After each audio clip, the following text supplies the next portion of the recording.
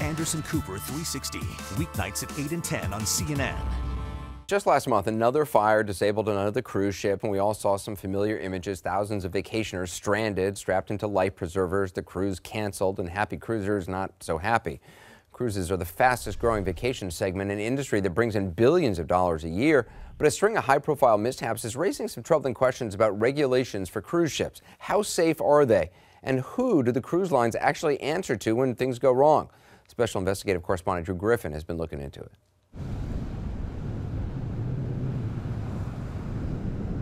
Deadly crashes?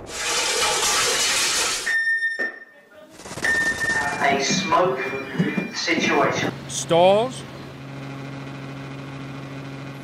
Fires? Not a drill, not a joke. What is going on with cruise ships? What is going wrong? According to critics of the cruise industry like maritime attorney Jim Walker, we may never know because companies register most of their ships in small countries across the globe. They are, he says, very reluctant to tell the public or the U.S. government much of anything. So it's a secretive industry. It's an industry that doesn't like to reveal the number of fires or collisions or disabled incidences like that. They like to keep that information secret. It's all offshored. It's all foreign owned. It's in foreign incorporated and foreign registered ships that are flying flags of convenience that are issued by foreign countries that really don't care much about overseeing the U.S. cruising public. Just take a look at 3 recent fires. 2010, the Carnival Splendor, registered in Panama, the incident report done jointly by the Panamanians and the U.S. Coast Guard. It's still not published. The Carnival Triumph, now famous for what became known as the Poop Cruise, is registered in the Bahamas. And while the U.S. Coast Guard and the NTSB are involved in the investigation, the Bahamas Maritime Authority is taking the lead. The same applies to Royal Caribbean's Grandeur of the Seas, damaged by fire just last week. Walker says, don't expect much. There's no legal obligation to comply with any of the recommendations made by the flag state, first and foremost. And that's why the cruise industry incorporates itself outside the United States and registers its ships in foreign countries. The overseeing body, the international overseeing body called the International Maritime Organization, the IMO, can issue only recommendations. U.S. Senator Jay Rockefeller has lobbied for tougher monitoring of the cruise industry and has essentially gotten little for his efforts. They're kind of in a world of their own. And when you're in a world of your own, you can do what you want. And that's exactly what they do. He says because the companies fly those foreign flags, they don't have to abide by strict U.S. regulations, even though they operate out of U.S. ports and carry mainly U.S. passengers.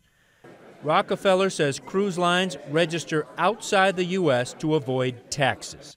Cruise Lines International Association, CLIA, insists its members pay the taxes and dues they owe, but agrees there are tax benefits in not being incorporated in the U.S. The association group CLIA declined CNN's request for an interview, as did Royal Caribbean. Commander Brad Clare heads a specialized unit in the U.S. Coast Guard that inspects every cruise ship that comes to a U.S. port, not once, but twice a year. The examinations are very thorough, and they cover all the different safety systems, environmental systems, and the security system on board the ships. But the inspections are announced in advance, and they last just 1 8-hour day.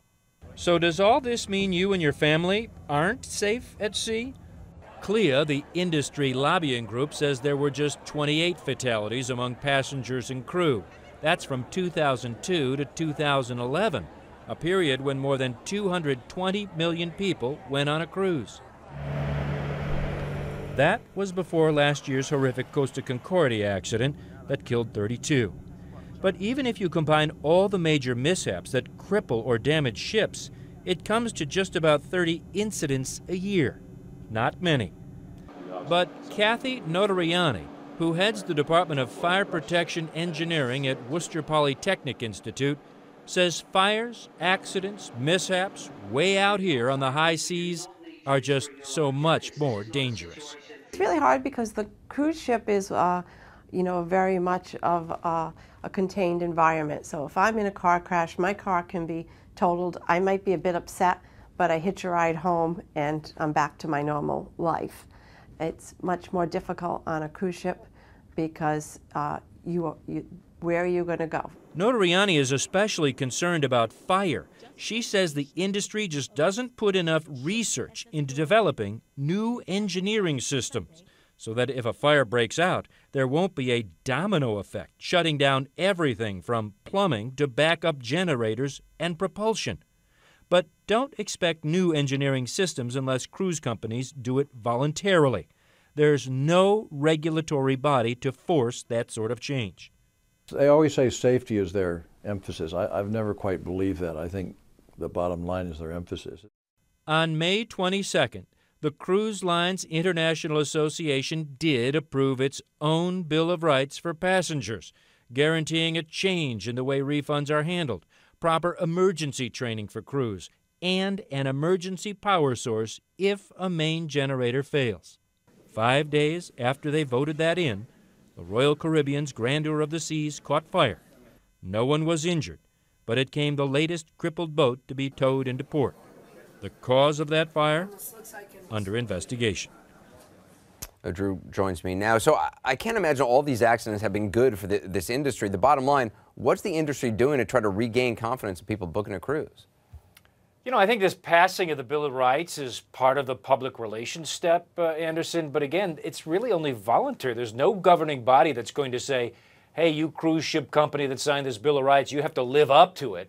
But I will tell you, Carnival, which really has been hammered, involved in several of these incidents, including the poop cruise, is responding with a big upgrade. The company says $300 million spread across 24 of its ships, specifically, Anderson, to improve fire safety and, in the event of an emergency, a much better backup power system so you won't see the air conditioners going off or the toilets not flushing.